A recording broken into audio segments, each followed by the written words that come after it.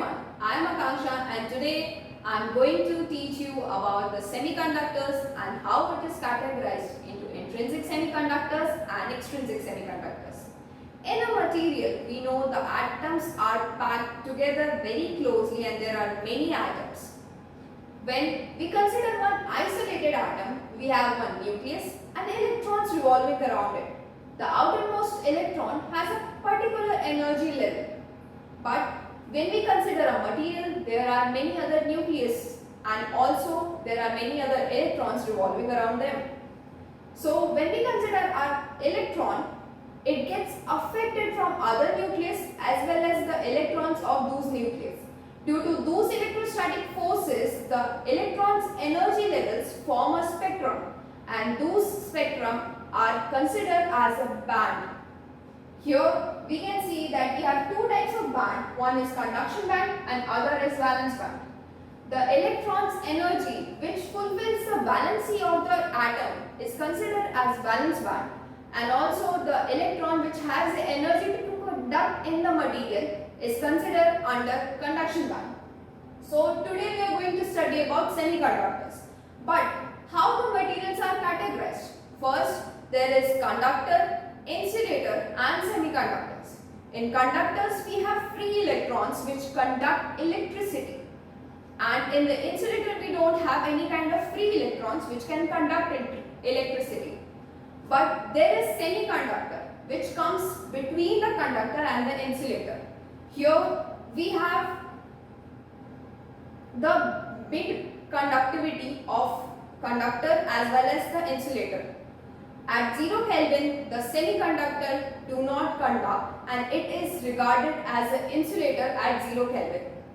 But when considered at a room temperature, it conducts and has free electrons. So, if we see the band energy diagram of insulator, semiconductors and conductors which are made over here, we can see the valence band, this is the energy, and we have the valence band and the conduction band separated by a gap which is considered as a forbidden energy level, or we can see that it is a threshold. The electron will require to jump from valence band to conduction band. So in the insulator it is more than 1 electron volt, whereas we can see a band gap in the semiconductor as well, but the band gap is very small. Here the band gap is almost equivalent to 1 electron volt. And in this conductor we have overlapped bands, that is the conduction band overlaps the valence band. When we consider the example of the insulator, we have wood, plastic, rubber, and whereas in the semiconductor we have silicon, germanium, gallium arsenide.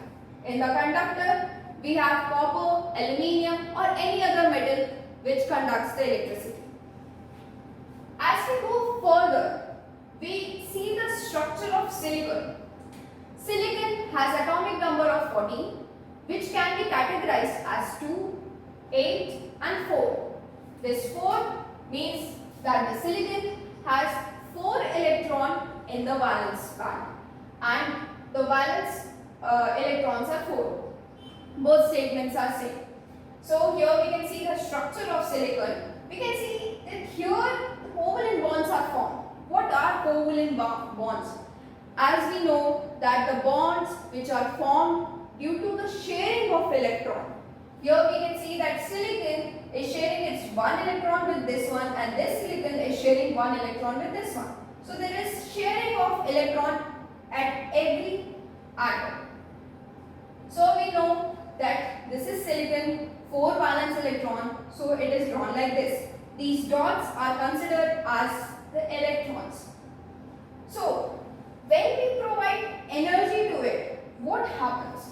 When we provide energy to this, so consider it as we provide an energy over here. So this electrons empty this state and move here, and we have an empty state over here and free electron over here.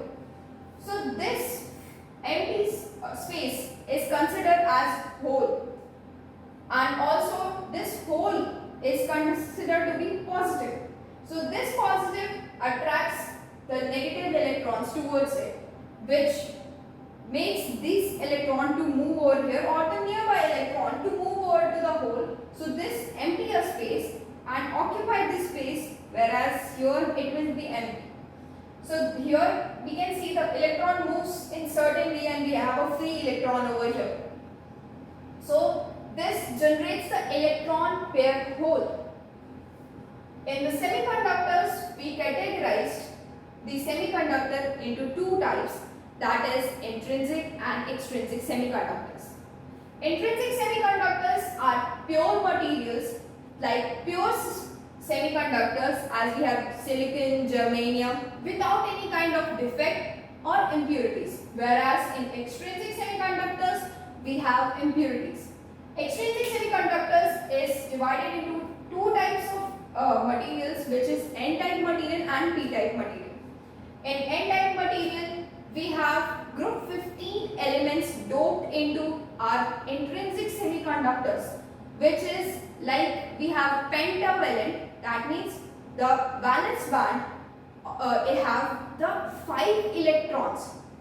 So we have phosphorus over here, which has 5 electrons in its valence band, whereas in the p-type we have trivalent atoms, just like we have the 13 column of the periodic table, which has 3 electron in its valence band.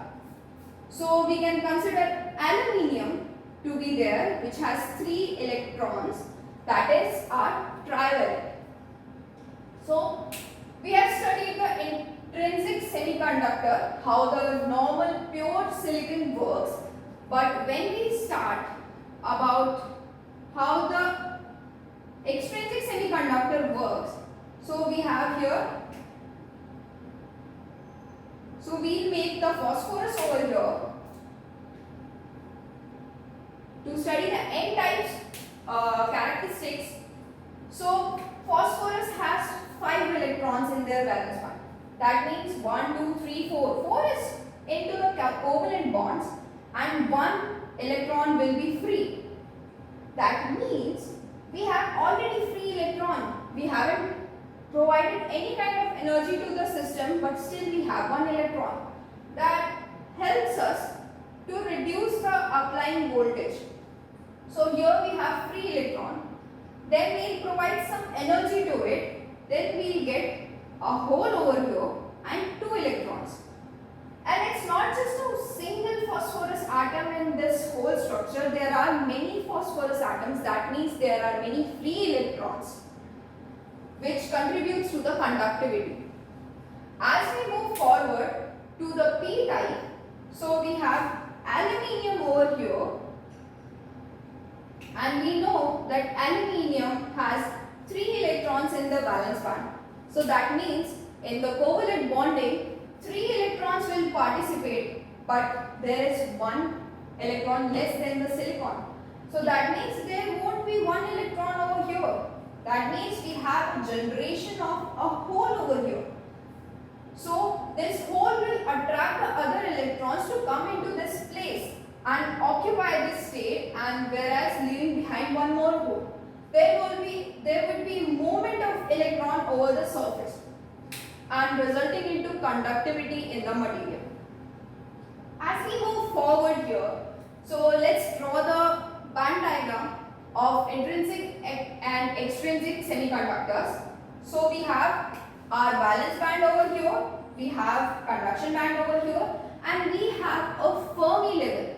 It is more regarded as a reference point. So in the intrinsic semiconductors, what happens? The Fermi level lies just in the middle of the conduction band and the valence band, and the electron stays most of the time in the valence band. When we provide energy to it, it moves to the conduction band, occupying states over here. Whereas in N-type material, we know that there are more valence band and we have free electrons as well. That means there is electron in the conduction band as well. So the Fermi level shift towards the conduction band, and which we can see that the reference point is shifting towards the conduction band. So we have to apply very less energy to it to jump to the conduction band, and there would be a very smooth conductivity in it. So if we see here at the room temperature, we do not have any kind of free electron, but in the room temperature we have free electron over here. That means this has a better conductivity than the intrinsic semiconductor. That's why we use N and P type of semiconductors in nowadays semiconductor devices. Whereas this Fermi level can be denoted as the donor level. And here we can see that this is for the P type. The conduction band is over here, the valence band is over here, and the conduction band is over here. And we have valence band over here, and we have holes over here. That means we have more holes in the valence band. Then we have this hole at the Fermi level, and there will be some electrons at the valence band. So this helps in the conductivity very much. As we can see that here the electron concentration is more. That means the electron concentration is much more than the hole concentration, which makes this as majority charge carriers are electrons and minority charge carrier are the holes. Well, that's why its name is N type. N means the negative. So the more electron is there, the negativity will be there. So this will be N type. Whereas we can see the holes are over here. Holes are considered to be having a positive charge to it.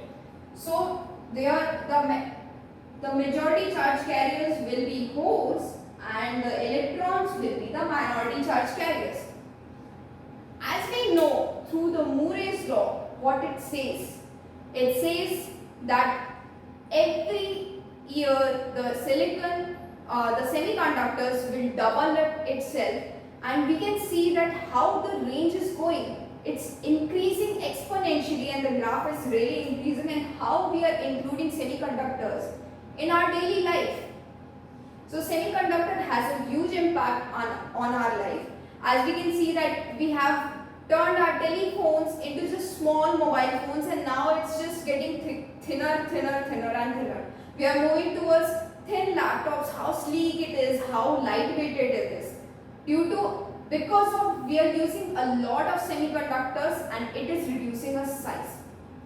As we can know that we have conductors, right? So the conductor has a huge size. Whereas in the silicon we have a very small motherboard, and we have a very small this IC integrated circuit, which we have very small silicon transistors over here and capacitors, which just do the work which we want to do. So that's why semiconductor has a great impact in our future. So thank you.